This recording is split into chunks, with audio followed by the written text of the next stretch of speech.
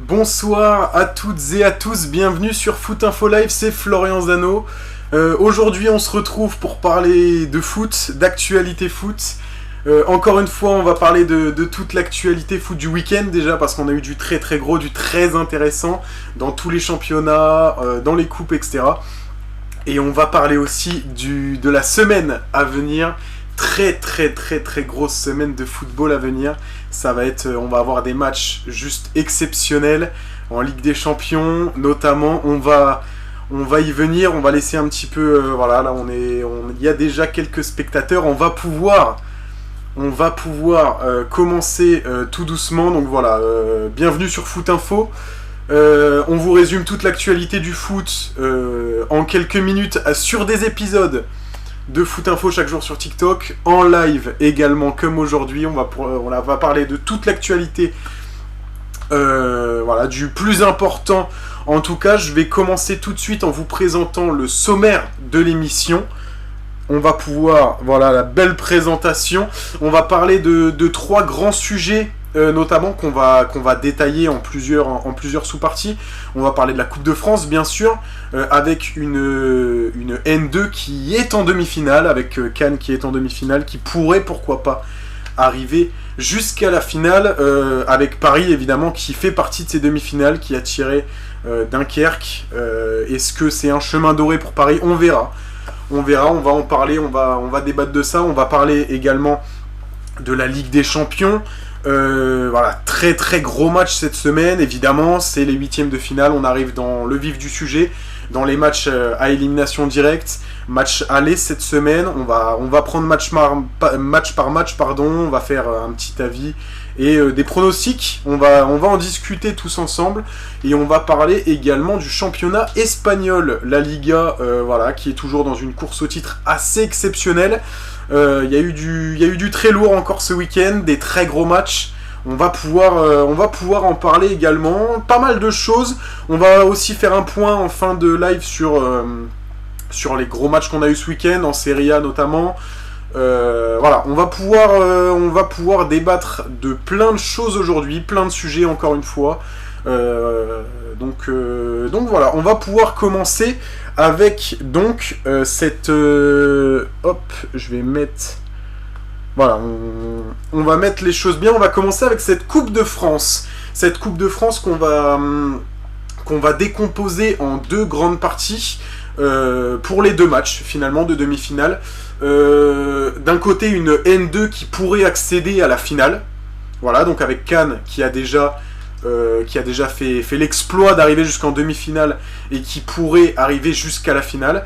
Et on va aborder aussi le Paris Saint-Germain qui se retrouve dans un dernier carré avec deux équipes qui ne sont pas de Ligue 1, avec le Stade de Reims qui est une équipe de Ligue 1 également, mais qui reste un niveau en dessous. Donc est-ce que ce serait un chemin doré pour Paris ? On va aborder ça tranquillement. Et on va commencer d'abord avec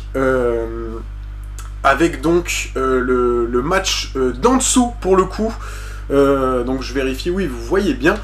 Donc on va commencer avec le match d'en dessous, avec ce match de Cannes face au Stade de Reims, une Nationale 2 contre une Ligue 1. Alors c'est déjà une affiche qui est parfaitement exceptionnelle et qu'on ne peut voir qu'en Coupe de France. Cela, voilà, c'est encore une fois la magie de cette compétition, de pouvoir voir un club comme Cannes de National 2 en demi-finale de Coupe de France. Donc pour rappeler, la National 2, c'est la 4e division française. Donc on a la Ligue 1, Ligue 2, Nationale et National 2. Donc voilà, on est en 4e division française qui se retrouve du coup en demi-finale, qui affronte une Ligue 1 et qui affronte voilà, ils auraient pu tirer Dunkerque en Ligue 2, ça aurait été plus abordable, mais ils auraient pu tirer Paris aussi, ça aurait pu être bien pire. Est-ce qu'il y aurait possibilité pour cette équipe de Cannes de faire l'exploit ? Pourquoi pas. Le Stade de Reims qui reste une équipe de milieu de tableau de Ligue 1. Ça reste une très bonne équipe évidemment, mais ça reste du milieu de tableau de Ligue 1. ils sont dans une phase un petit peu compliquée où à la fin de la saison, ils pourraient se retrouver à jouer le maintien. Ils n'en sont pas là, mais c'est une possibilité pour le Stade de Reims. Et jouer une demi-finale face à Cannes dans une période où on joue le maintien, ça peut jouer aussi. Et est-ce que ce serait pas finalement la bonne période pour Cannes pour jouer cette demi-finale? Est-ce qu'il n'y aurait pas une carte à jouer pour ces joueurs de N2 pour arriver en finale? Je sais pas si quelqu'un a pourquoi pas un avis à donner là-dessus. Je suis vraiment curieux de l'entendre. Voilà, donc pour moi, en tout cas, il y a possibilité d'eux, surtout que c'est le match d'une vie. Hein. C'est le match d'une vie pour ces joueurs de Cannes qui sont du coup professionnels, voire semi-professionnels. Voilà, il faut savoir qu'en N2, tous les clubs ne sont pas considérés comme des clubs professionnels. La plupart, évidemment, le sont, mais tous ne le sont pas. Cannes est considéré comme un club professionnel. Mais jouer une Ligue 1 en demi-finale, ça reste le match d'une vie et ça reste un match de foot. Tout est possible. Ils ont réussi à arriver en demi-finale. Pourquoi pas sur 90 minutes, surtout qu'il n'y a plus de prolongation en Coupe de France. Ça veut dire que, imaginons, ils arrivent à attraper le match nul, à choper un 0-0 ou une égalisation, ou voilà, ils arrivent à choper le match nul, c'est les pénaltys. Il n'y a plus de prolongation en Coupe de France, et donc c'est vachement plus abordable que s'il y avait 120 minutes potentiellement à jouer. Là, c'est 90 minutes sûr et certain, 90 minutes à tenir, 90 minutes pour faire l'exploit ou pour maintenir un score vierge ou nul. C'est possible. C'est possible pour les Canets, Canois, je ne sais pas d'ailleurs. Je ne sais pas. On va aborder l'autre match de ces demi-finales. L'autre match dont fait partie le Paris Saint-Germain. Paris Saint-Germain, évidemment, favori pour cette compétition. Surtout qu'ils ont tiré Dunkerque. Dunkerque, qui sur le papier est évidemment moins fort étant un club de Ligue 2. Attention à Dunkerque, qui a quand même sorti Lille et le Stade Brestois au tour précédent. Deux équipes de Ligue 1, deux équipes qui sont non seulement en Ligue 1, donc en première division française, mais qui ont joué cette année la Ligue des Champions et Lille est toujours qualifié pour les 8e et Brest s'est qualifié pour les 16e et ont été éliminés malheureusement par Paris. Mais voilà, cette équipe de Dunkerque, elle a quand même réalisé 2 exploits face à 2 Ligue 1 et pas 2 petites Ligue 1. On parle du top de cette Ligue 1. Est-ce que ça semble envisageable, pareil, de réaliser un exploit contre le Paris Saint-Germain? À premier abord, ça va être très compliqué, évidemment. Mais j'ai envie de dire un petit peu de la même façon que Cannes, ça se joue sur 90 minutes, pas de prolongation. On ne sait jamais. On ne sait jamais. Sur 90 minutes, pourquoi pas faire l'exploit? Surtout que Paris joue la Ligue 1, évidemment, le championnat. Joue du coup cette Coupe de France, joue la Ligue des Champions en plus. Ça fait énormément de matchs. Ça fait pendant une longue période, là, ça va faire... imaginons que, on reviendra après, mais imaginons que le scénario de Ligue des Champions se passe bien, ça va être 2 matchs par semaine pendant un long moment, ça veut dire de la fatigue, ça veut dire plein de choses pour cette équipe de Paris. Après, on sait qu'il y a une profondeur de banc qui est vraiment sympa à Paris, beaucoup plus qu'à Dunkerque évidemment, même si Dunkerque joue évidemment moins de matchs, mais il y a la possibilité. Donc je vois qu'il y a quelques messages, on va lire un petit peu, on va sûrement perdre contre Paris, mais j'aurais au moins pleuré de bonheur à chaque qualification. Et oui, mais c'est ça qui est exceptionnel avec cette compétition, c'est qu'on se retrouve avec cette équipe de Dunkerque qui a quand même sorti 2 énormes équipes de Ligue 1. On rappelle 2 équipes qui ont joué la Ligue des Champions cette année et qui ont eu des parcours en Ligue des Champions.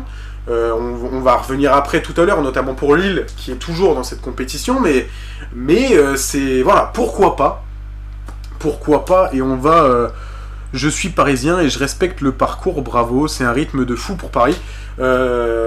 C'est vrai, c'est vrai pour les deux, le parcours de Dunkerque est tout simplement fou, et c'est vrai aussi que le rythme de match du Paris Saint-Germain va être très très très élevé, et c'est un facteur qu'il faut prendre en compte. Il va peut-être y avoir du turnover du côté de Luis Enrique, et c'est forcément quelque chose qui peut jouer dans ce genre de rencontre. Et voilà, on sait que du côté de Dunkerque, il y a un gardien qui est sensationnel, et qui l'a été sur les 2 matchs contre Brest et Lille. Ça peut être aussi un facteur, pourquoi pas un manque de réussite de Paris. Il peut tout se passer de toute façon sur 90 minutes. Et évidemment, ça va être ça va être compliqué. Paris est largement favori de ce match, mais ça peut, s'il y a la place, je pense. Donc là, je vois que j'ai été à tous les matchs. Auxerre, Lille-Brest, maintenant Paris, on espère l'exploit. Même un but contre eux, je prends ça comme une victoire. Et c'est vrai. Après, il faut pas oublier que Paris, même si défensivement ça a été longtemps moyen, ça l'est de moins en moins. Il y a quand même une faiblesse pour Paris sur les coups de pied arrêtés. Voilà, on reviendra sur ça aussi en parlant de Ligue des Champions, mais il y a quand même des faiblesses du côté du Paris Saint-Germain. Très peu. Maintenant, il faut être réaliste. Il y a très très peu de faiblesses. Surtout qu'il y a un écart logique il y a un écart logique entre les deux équipes, et d'un point de vue de l'expérience aussi. Voilà, on a d'un côté Dunkerque qui est en Ligue 2, qui a quand même une certaine expérience, mais d'un autre côté on a le Paris Saint-Germain qui a l'habitude de jouer des matchs à enjeu régulièrement, en Coupe de France quasi tous les ans. Donc voilà, va y avoir aussi cette expérience, mais encore une fois, pour finir sur cette Coupe de France, c'est un match de football, et ce qui est extraordinaire dans ce sport, c'est que sur un match de football, tout peut arriver, et on l'a vu 2 fois. Ça semblait inconcevable qu'ils sortent Lille, ça semblait inconcevable qu'ils sortent Brest, et ben ils en sont là. Au final, ils sont là contre le PSG, et on a envie de dire pourquoi pas. Et est-ce que ce serait pas voilà, ce serait pas exceptionnel qu'ils sortent cette équipe du Paris Saint-Germain? Est-ce que en tant que fan de foot et pour l'histoire, on ne rêverait pas finalement d'une affiche de finale Dunkerque-Cannes? Ce serait, voilà, d'un point de vue football, évidemment qu'un Paris-Reims serait plus intéressant entre guillemets, mais pour l'histoire, un Dunkerque-Cannes pourrait apporter une bonne histoire. Alors j'imagine que les supporters de Paris, évidemment, avec tout le respect pour Dunkerque, ont envie de cette compétition, mais voilà, pour l'histoire, ça pourrait être sympa. On va, à moins que vous ayez je vois que ça débat un petit peu dans les commentaires. C'est parfait. C'est parfait, c'est le but de Foot Info, le but est de débattre. Je vois que du coup, si j'ai bien compris, il y a d'un côté, un ou des supporters de Dunkerque et un ou des supporters de Paris. Voilà, donc on a quelques échanges. Je vous laisse débattre un petit peu. Nous, on va aborder un autre sujet, ce qui va être le sujet central de ce live. Ça va être la Ligue des Champions. Voilà, on commence cette semaine à rentrer dans le vif du sujet. On a eu les matchs de barrage qui concernaient la moitié des équipes de la 9 à la 24e place. Maintenant, on rentre dans le vif du sujet avec les 8e de finale et évidemment des matchs qui vont être des très très grosses affiches, On va avoir plusieurs matchs très intéressants. On va les prendre match par match. On va donner un petit avis, parler un petit peu de chaque équipe. On va passer un petit peu plus de temps sur certains matchs, évidemment. Mais on va parler un petit peu de tous les matchs.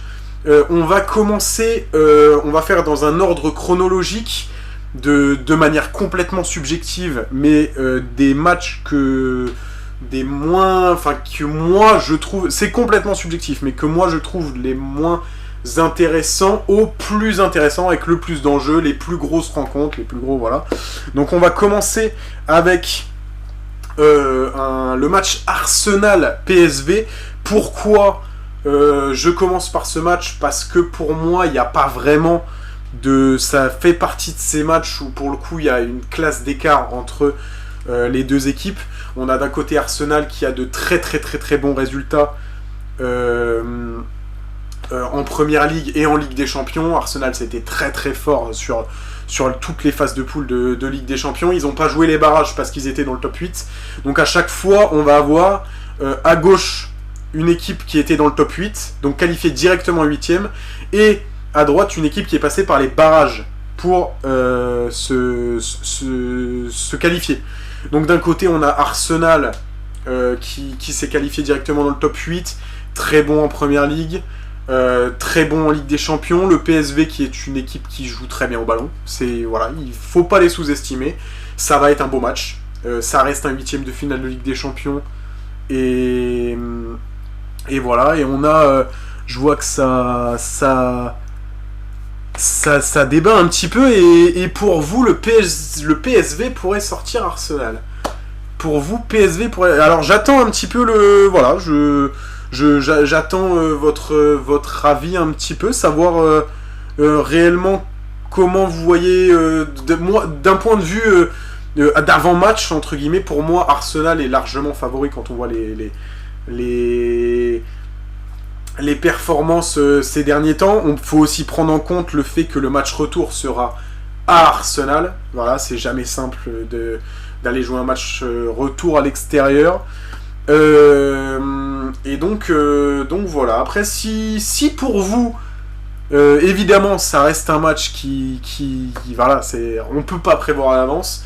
De mon côté et de manière subjective, je vois quand même Arsenal favori dans ce match. PSV qui joue un vrai football, ça joue très bien, mais je les vois mal aller inquiéter cette équipe Arsenal qui est très sereine et qui a vraiment pas fait beaucoup de fautes, hein, que ce soit en PSV a sorti la Juve. Je suis entièrement d'accord. Après, c'est une Juve qui est, il faut le dire, quand même un petit peu malade cette saison, qui a quand même des bons résultats, mais énormément de matchs nuls. Et vraiment, la Juve qui a joué contre ce PSV-là, ça n'a pas été une grande Juve. Ça n'a pas été une grande Juve. Pour moi, il y a vraiment une classe d'écart entre la Juventus de cette année et Arsenal.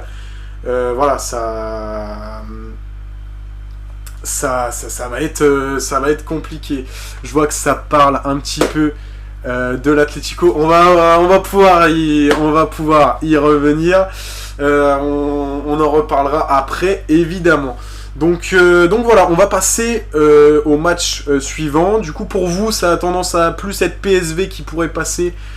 De mon côté, je vois plus un Arsenal assuré.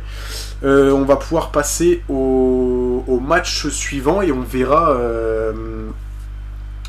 les résultats. Mais ça reste la Juve. C'est vrai, ça reste la Juve. Ça reste une grosse équipe de football avec une expérience, etc. C'est vrai que ça reste la Juve. À voir s'ils pourront réaliser un nouvel exploit, pourquoi pas, contre cette équipe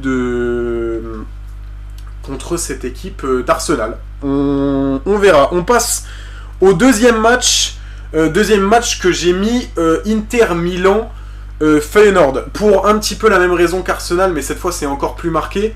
C'est que on a un Feyenoord qui a sorti le Bayern Munich, qui a pas sorti le Bayern Munich. Je raconte n'importe quoi. Je raconte n'importe quoi. On a d'un côté, je vais reprendre du début. On a du coup ce match que j'ai mis en deuxième position, voilà, parce que pour moi il y a encore une fois un grand écart entre l'Inter et le Feyenoord. Feyenoord qui est une très très bonne équipe, surtout dans cette Ligue des Champions cette année. Très très bonne équipe.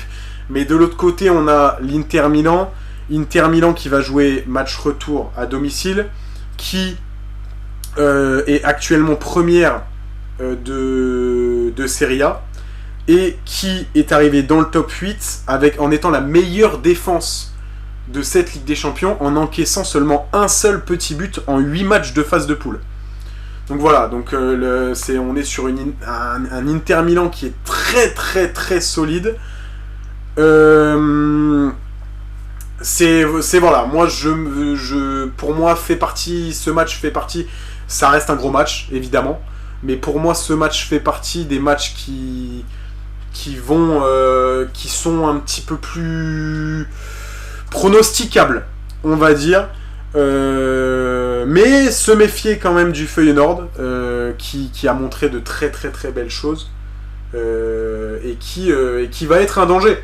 De toute façon, encore une fois, on peut donner des avis, etc., mais pronostiquer exactement ce qui va se passer, ça reste impossible. Même si, de mon côté, je vois quand même l'Inter Milan s'imposer contre le Feyenoord. Le fait que le match retour soit à San Siro et cette solidité défensive, un seul but concédé en 8 matchs de phase de poule, c'est vraiment une stat qui est effrayante du côté de l'Inter Milan. Donc voilà, pour moi ça fait partie des matchs qui sont un petit pronosticables un petit peu plus facilement. Donc on va passer relativement rapidement dessus et on va arriver, ça va choquer peut-être beaucoup de personnes que je mette ce match ici, mais mine de rien on a des très très très très belles affiches et on va parler du très beau Barça-Benfica.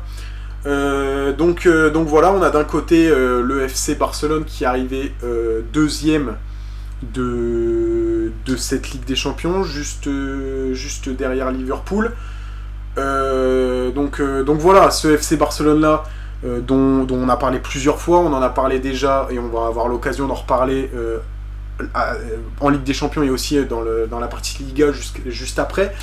Ce FC Barcelone là, cette saison et en ce moment est très très très très fort et sans doute la meilleure, pour moi la meilleure équipe du monde avec Liverpool, et je pense qu'on ne prend pas trop de risques à dire ça.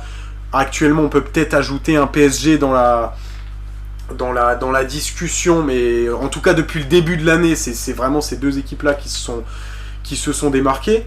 Donc on a un FC Barcelone qui d'un côté a assuré en Ligue des Champions, qui assure en Liga encore aujourd'hui, on va en parler après, mais un FC Barcelone très très fort, et de l'autre on a un Benfica qui n'a pas eu un parcours parfait, mais qui a été capable de sortir des très très très très grosses performances.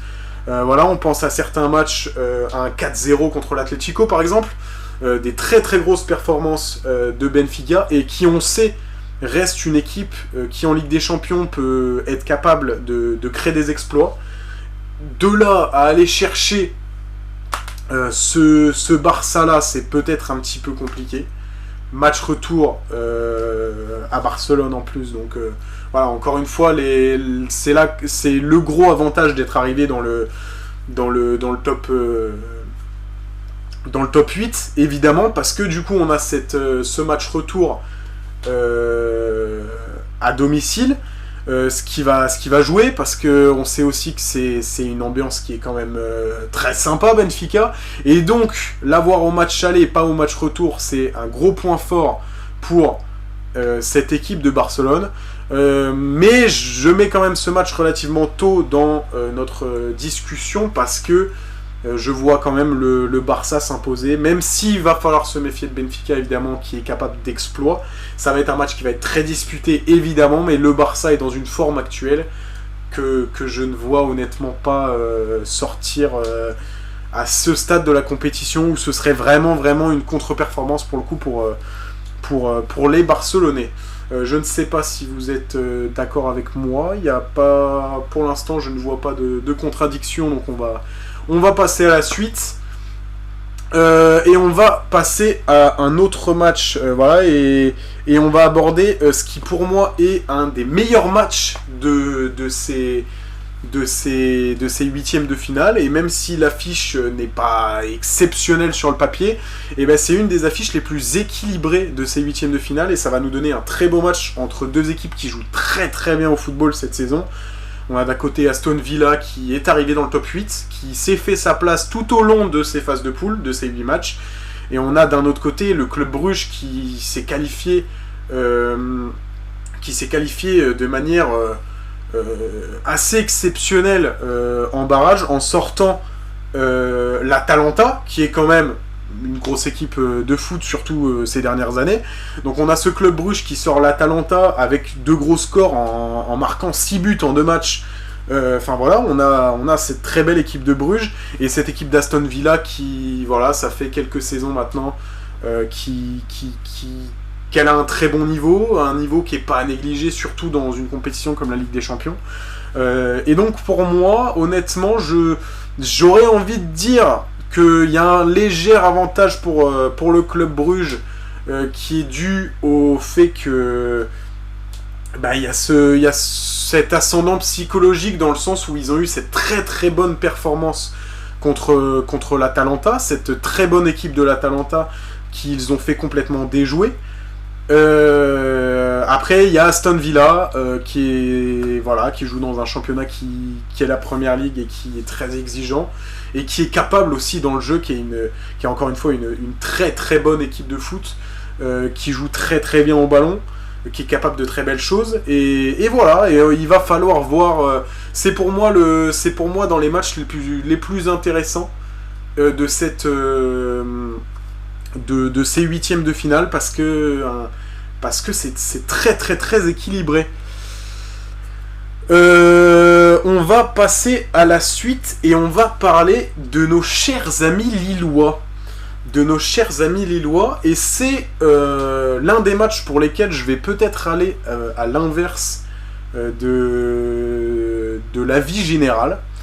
Mais on est sur une équipe de Lille qui, en Ligue des Champions, a un parcours assez exceptionnel, qui s'est pris une petite gifle hier par le Paris Saint-Germain. C'est vrai. Mais en Ligue des Champions, Lille, ça a été assez exceptionnel cette année, avec des exploits qu'on n'attendait pas. On a notamment 2 grosses victoires face aux 2 clubs de Madrid. On a cette victoire 3-1 contre l'Atlético, et cette victoire 1-0 contre le Real Madrid. C'est 2 très très très très grosses victoires de nos amis lillois face à 2 très grandes équipes de foot. On a de l'autre côté cette équipe de Dortmund qui est allée au barrage, qui s'est qualifiée très péniblement, et qui n'est pas dans une bonne saison, qui honnêtement, c'est 11e de Bundesliga actuellement. C'est pas mal de résultats assez moyens ces derniers temps. Ça s'est qualifié difficilement en barrage, et ça s'est qualifié difficilement en huitième de finale. C'est quelque chose qu'il va falloir prendre en compte aussi. Et honnêtement, bon, si on regarde l'avis des bookmakers, etc., Lille n'est pas favori, évidemment, parce qu'il y a ce bagage d'expérience du côté de Dortmund qui n'est pas à négliger. Dortmund, c'est une finale de Ligue des Champions l'année dernière, il ne faut pas l'oublier non plus. Mais je pense que cette saison, on n'a pas du tout le même Dortmund que celui de l'année dernière. Ça va être très très très compliqué d'aller chercher une finale de Ligue des Champions cette année pour Dortmund, si on est réaliste. Et pour le coup, je vois peut-être, en sachant que ce sera un match retour à Lille, je vois peut-être un exploit largement possible des Lillois. Donc voilà, c'est d'un côté on a ce bagage d'expérience du côté de Dortmund, mais les Lillois qui ont fait des très très grosses performances et que je vois en tout cas capables de renverser cette équipe de Dortmund. Je ne sais pas si quelqu'un... là je vois beaucoup d'échanges, mais ça n'a pas vraiment de rapport avec ce match-là. Attention, Dortmund, Guirassy en feu, c'est vrai, mais le problème c'est que c'est voilà, il y a des résultats un petit peu trop en dents de scie du côté de Dortmund en Bundesliga notamment et en Ligue des Champions aussi, ça a été quand même relativement compliqué depuis le début de cette saison. C'est pas une équipe à prendre à la légère, attention. Beaucoup l'ont fait l'année dernière. Au final, cette équipe de Dortmund, elle est arrivée en finale et c'était mérité. Après, voilà, je pense que ça va être très compliqué, évidemment, mais je pense qu'il peut y avoir un petit peu de place pour les Lillois. Je mettrais Dortmund favori, mais c'est possible. Ça reste vraiment possible pour nos amis lillois de pourquoi pas aller chercher cette qualification avec un match retour à Lille. L'exploit est envisageable. Ça semble pas complètement impossible. Et donc voilà, et on va être évidemment à fond derrière les Lillois. On va continuer et là on entre dans le top 3 des meilleurs matchs de ces huitièmes de finale et on va commencer par un premier derby, un premier énorme derby entre le Bayer Leverkusen et le Bayern Munich, un derby allemand entre deux équipes qui sont très en forme, très très très en forme, même si le Bayern a moins respiré la sérénité que ces dernières années en passant péniblement le Celtic au barrage. Ça va être un très très gros match. Alors d'un point de vue expérience, etc., on aurait tendance à dire le Bayern favori. Maintenant, voilà, cette équipe du Bayer Leverkusen, elle a pris la Bundesliga l'année dernière. Elle est encore une fois sur une saison qui est vraiment remarquable. Et depuis que Xabi Alonso a pris les rênes de ce Bayer Leverkusen, le Bayer Leverkusen en 4 matchs n'a perdu aucun match face au Bayern Munich. Le Bayern Munich n'a pris aucune victoire face à ce Bayer Leverkusen. En 4 matchs, c'est pas à négliger. Et on a cette équipe du Bayer Leverkusen qui prend ce titre de Bundesliga en étant invaincu l'année dernière et qui est sur une dynamique qui est quand même vachement similaire cette année, qui respire la sérénité dans la plupart de ses matchs, également en Ligue des Champions. Et honnêtement, dans ce match, je vois bien un Bayer Leverkusen passer face au Bayern, parce que Xabi Alonso a donné ce souffle d'air frais à ce Bayern-là. Moi, je dis c'est Bayern qui va gagner. Ce serait la logique des choses d'un point de vue de l'historique des deux clubs. Mais en vrai, voilà, ces 2 dernières saisons, on a quand même 2 matchs nuls et 2 victoires du Bayer Leverkusen. Ce Xabi Alonso là qui arrive quand même à dompter ce Bayer Leverkusen avec un Florian Wirtz qui excelle de plus en plus, qui se fait de plus en plus remarquer de bonne manière. Après, de l'autre côté, il y a énormément de qualité, hein, ça reste le Bayern. On a notamment, on le voit sur l'image, on a ce joueur Harry Kane qui a soif de trophées, qui va peut-être remporter son premier trophée de Bundesliga cette année. Voilà, il aimerait bien prendre cette Ligue des Champions, évidemment, comme tous les joueurs du Bayern. Ça va être un match qui va être très très très très très disputé, qui est à mon humble avis assez impronosticable. Honnêtement, ça peut aussi bien être le Bayern que le Bayern qui peut se qualifier sur cette rencontre-là. Est-ce que on va avoir un match... pour moi, ça va être un match assez ouvert. Ça m'étonnerait pas qu'il y ait beaucoup de buts dans cette rencontre. On va suivre ça, évidemment. Mais voilà, moi je vois pourquoi pas un exploit du Bayer Leverkusen qui est vraiment en forme. Et le Bayern a quand même vraiment peiné à passer le Celtic d'un petit but. Enfin voilà, c'était pas un Bayern resplendissant en barrage, et ça me laisse penser que pourquoi pas, il pourrait y avoir la place pour le Bayer Leverkusen. Va y avoir la place, c'est sûr. Est-ce qu'ils vont réussir à utiliser cette place pour se qualifier? On va voir et on va poursuivre sur un autre très très gros match, un autre derby, un derby madrilène cette fois qui évidemment me tient particulièrement à cœur étant supporter de l'Atlético, donc on va essayer d'être le plus objectif possible. On a d'un côté l'Atlético qui est en train de réaliser une très très bonne saison, toujours qualifié en demi-finale de Coupe du Roi, ce qui est le cas également du Real. L'Atlético qui est deuxième de Liga devant le Real, on va en reparler juste après, mais il s'est passé beaucoup de choses ce week-end.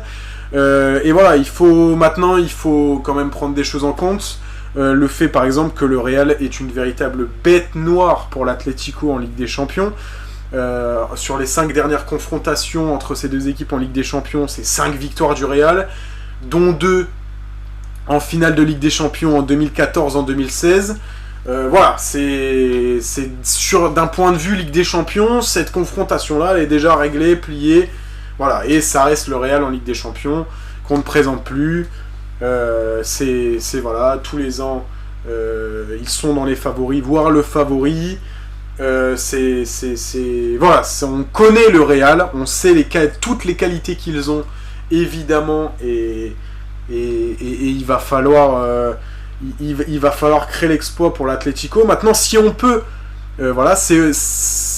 parler, donc ça c'est d'un point de vue du Real. Maintenant, ça fait quelques années qu'ils ne sont pas rencontrés en Ligue des Champions. Et donc, si on parle d'histoire récente, on a eu 2 Atlético Real cette année en Liga. 2 Atlético Real qui sont finis sur 2 matchs nuls, 1 but partout. Un match aller vraiment dominé par le Real, un match retour il y a quelques semaines vraiment dominé par l'Atlético. On a le Real qui a perdu hier face au Betis en manquant vraiment d'efficacité et qui a quand même cette saison des grosses faiblesses défensives, notamment à cause des blessures. Ils sont vraiment pas épargnés par les blessures, surtout dans le secteur défensif. Et ce qui est pour le coup le point fort de l'Atlético. L'Atlético cette saison, ils sont un petit peu sur un nuage. Ça gagne des matchs à l'arraché en boucle. C'est 16 buts dans le temps additionnel cette saison. En 4 matchs contre le Real et le Barça, c'est 3 matchs nuls et une victoire pour l'Atlético. Ça veut dire qu'il n'y a aucun match perdu contre le top 2 de Liga. Voilà, donc c'est un Atlético qui est très en forme, qui est la seule équipe, qui est la meilleure défense de Liga, qui est l'équipe en Liga qui a perdu le moins de matchs. On a 2 défaites du côté de l'Atlético, 4 du côté du Barça et 5 du côté du Real Madrid. Donc voilà, c'est un match qui va être très disputé, qui va être assez ouvert. Voilà, donc va y avoir la place, ça va être un match assez ouvert. Les défenseurs stars Alaba, Rudiger sont de retour côté Real, donc on va tenter de récupérer une certaine sérénité défensive, même si quand on voit le match de Rudiger hier, c'est assez alarmiste. Mais on a Asensio, un jeune défenseur central qui est pour le coup excellent sur le banc du côté du Real. Donc voilà, ça va être un match assez ouvert, je pense. Du côté de l'Atlético, on a un Julián Álvarez qui est absolument en feu. 21 buts, toutes compétitions confondues cette saison. Griezmann, qu'on ne présente plus, qui marque moins, mais qui est toujours aussi important dans l'apport du jeu. On a un milieu... On a un milieu qui est mort de faim, un milieu de toute façon à la Diego Simeone, avec un Gallagher, De Paul qui sont affamés et qui veulent récupérer absolument tous les ballons. Voilà, ça va être un match qui va être relativement ouvert, à voir ce que ça va nous réserver. On va voir déjà le match aller qui va se passer au Bernabéu. Ça aussi c'est un truc qu'il va falloir regarder, c'est que le match retour se passe au Metropolitano, et jouer au Metropolitano, on sait que c'est c'est vraiment pas un match facile. C'est pas simple non plus de jouer au Bernabéu, mais c'est quand même plus simple de jouer au Bernabéu à l'aller qu'au retour. Ça, c'est quelque chose qui est sûr et certain. Et c'est ce qui va nous amener au dernier match de ces huitièmes de finale, que vous avez deviné, je pense, qui n'est autre que notre match du Paris Saint-Germain entre Liverpool et le Paris Saint-Germain, du coup. Donc on va d'abord parler des deux équipes de manière un petit peu individuelle. On a d'un côté Liverpool qui, on le disait, est considéré comme l'une des deux meilleures équipes du monde depuis le début de l'année. Le Liverpool de début d'année était absolument intouchable.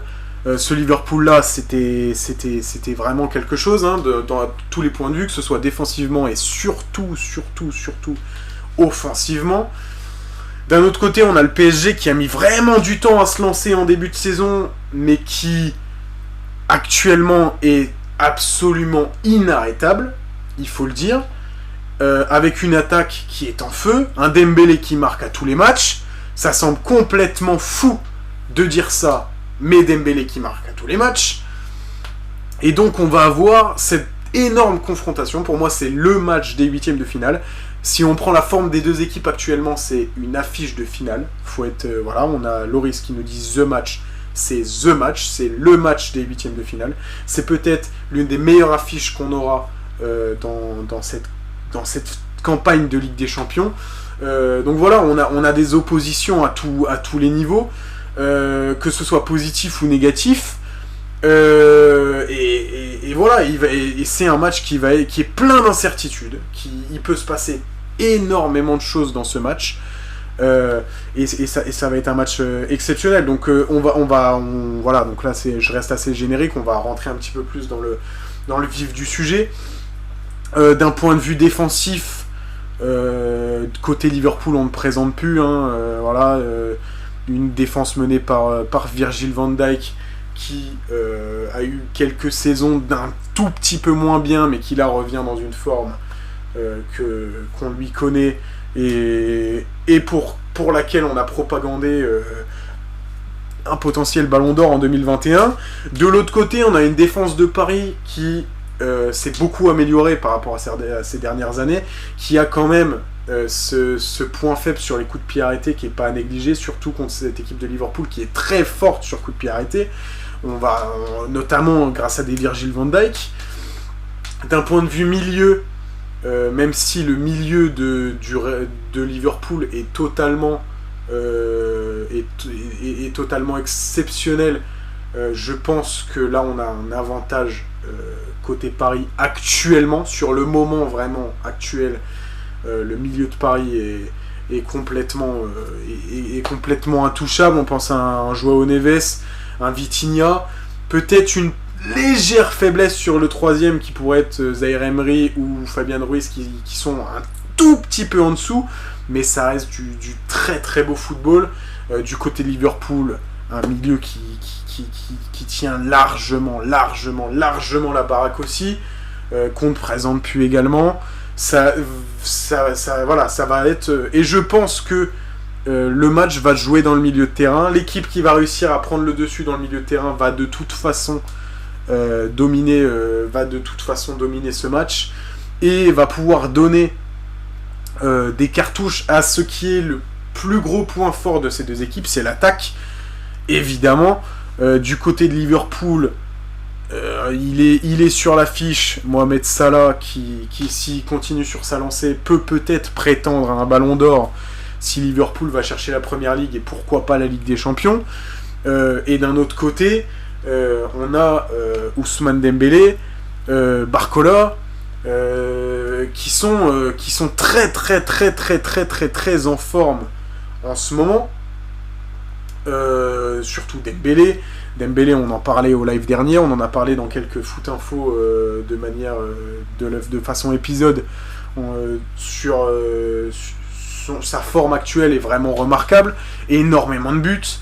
On en parlait de manière ironique, on disait Dembélé Ballon d'Or, évidemment il restait énormément de temps, on n'est que début mars, mais s'il continue sur cette lancée-là et dans la forme dans laquelle il est, si Paris, voilà, on peut imaginer que s'il continue sur cette lancée-là, il reste beaucoup de temps, hein, mais s'il continue sur cette lancée-là, et si Paris va chercher la Ligue 1, ils vont la prendre, ils vont peut-être aller chercher la Coupe de France, si jamais ils font un bon parcours en Ligue des Champions, voir s'ils vont la chercher, on pourrait vraiment commencer à croire à un Dembélé Ballon d'Or, surtout qu'on est dans une année où il n'y a pas de Coupe du Monde ou d'Euro, il y a la Coupe du Monde des clubs, mais c'est tout nouveau, on ne sait pas vraiment si ça va vraiment rentrer en compte dans le Ballon d'Or. Donc voilà, là il y a aussi possiblement un duel pour le Ballon d'Or dans cette confrontation entre ces deux hommes. C'est vraiment extrapolé parce que voilà, il y a quand même un monde, il peut se passer tellement de choses entre temps. Voilà, on a aussi du côté du Barça des très gros clients, et on ne sait pas si le Real va chercher cette Ligue des Champions, pourquoi pas amener dans le débat des Vinicius, des Mbappé. Voilà, il reste encore énormément de temps, mais à l'heure actuelle c'est des clients potentiels. Et pour en revenir au sujet du match en lui-même, c'est pour moi le plus gros match, le match le plus indécis aussi. Paris peut se qualifier comme Liverpool. Paris est complètement en feu et Liverpool est dans une période un tout petit peu moins bien en ce moment. Ce qui peut jouer en faveur de Liverpool par contre, c'est que Liverpool a fait le choix délibéré de sortir de coupe, c'est-à-dire qu'ils ont envoyé l'équipe C pour se faire sortir de coupe et donc ont un rythme un tout petit peu moins effréné que le Paris Saint-Germain, donc un petit peu plus de repos, etc. C'est quelque chose qui peut jouer à ce niveau-là. Mais ça reste, voilà, dans ce genre de match, ça reste un petit détail. Et il va falloir voir, en sachant que les matchs vont s'enchaîner très vite. Hein. C'est qu'on a, du coup, là on vient de finir la 24e journée pour le Paris Saint-Germain et la 27e journée pour Liverpool. Liverpool qui n'a donc pas joué ce week-end, parce que la 27e journée de Premier League, elle était pendant la semaine, et c'était la coupe ce week-end. Donc Liverpool n'a pas joué de match depuis mercredi. Ils auront une semaine de repos alors que le Paris Saint-Germain aura 3 jours. Voilà, ça aussi, ça peut rentrer en ligne de compte. À voir comment ça va tourner. Mais voilà, c'est un truc qui peut rentrer en ligne de compte également. Donc c'est un match qu'on va suivre de très très près. On va changer complètement de partie. On va quitter cette Ligue des Champions dont on reparlera évidemment dans les Foot Info de manière épisode sur TikTok et dans le live de mercredi qui aura lieu après les matchs de Ligue des Champions. Donc un récap vraiment à chaud sur les matchs de Ligue des Champions. Et cette fois, on va partir du côté de l'Espagne, où en Liga, il s'est passé énormément de choses ce week-end dans la course au titre. Donc on va parler des 3 très gros matchs qu'on a eu ce week-end. Il y a eu d'autres matchs évidemment, mais on va parler de ce qui nous intéresse réellement. Et on va commencer très fort avec cette défaite du Real Madrid face au Real Betis. Donc voilà, quand on sait que avant cette journée, il y a un point qui sépare l'Atlético qui est 3e et le Barça qui est 1er. Donc pas aucune erreur possible. Et on a ce Real Madrid qui vient perdre 3 points contre le Real Betis.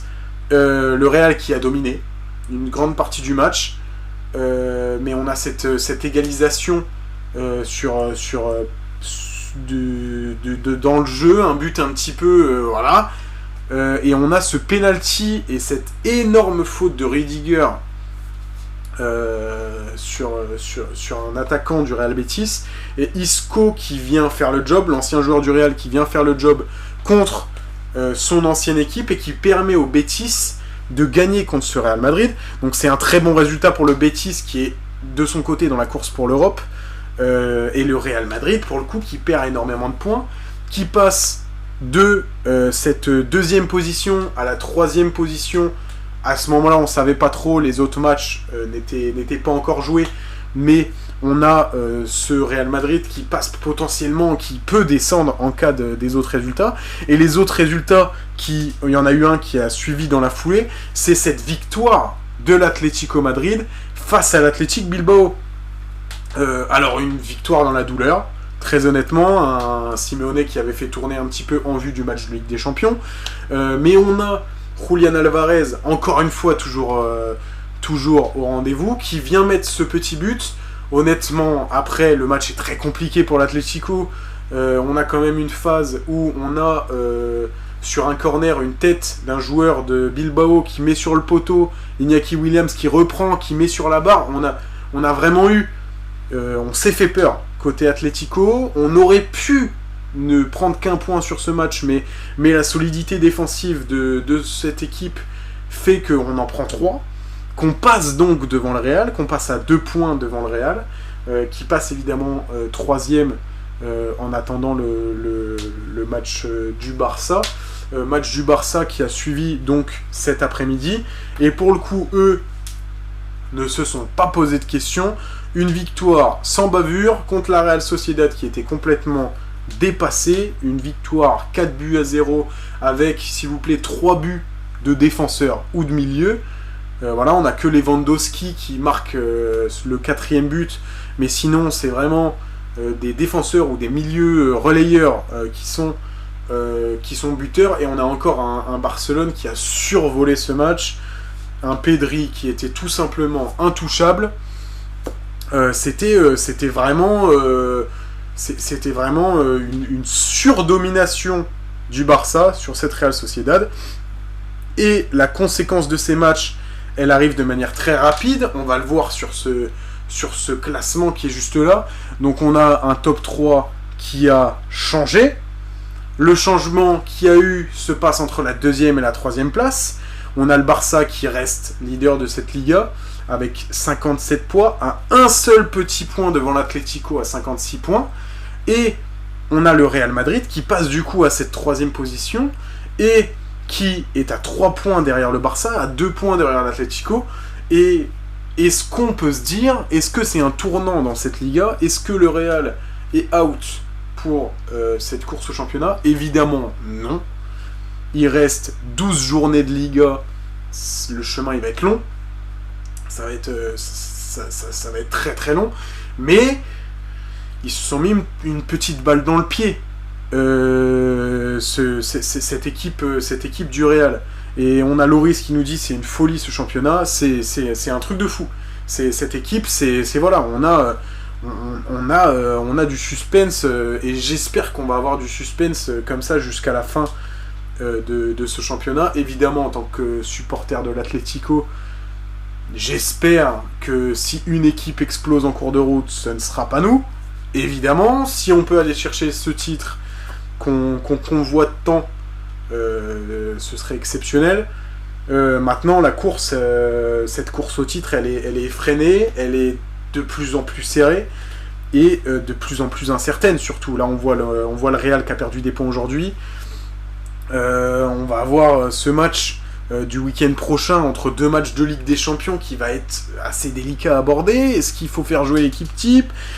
Voilà, ça va être délicat pour tout le monde, à voir s'il y a encore du nouveau dans cette course dans cette course au titre. En attendant, le classement il est comme ça et on attend du coup voilà. Donc là on a en milieu de semaine ces matchs de Ligue des Champions qui vont être assez incroyables.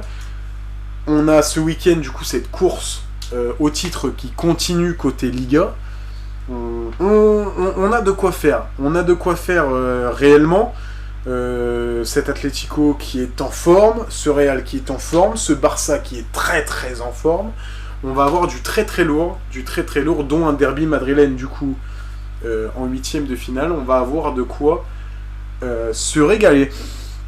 Et ce qui nous amène à une triste nouvelle. Au bout de, je ne sais même pas combien, on est à quasi 1 heure. On est à quasi 1 heure quand même, ça fait un moment. Mais au bout d'1 heure de live, on arrive à la fin de ce live. Donc voilà, 2e live, Foot Info Live.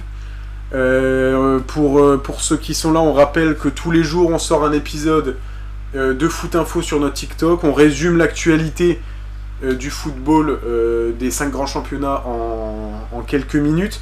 On a un compte Instagram où pour le coup il y a toutes les actus en temps réel, etc. Ou du moins en temps réel ou le plus rapidement possible.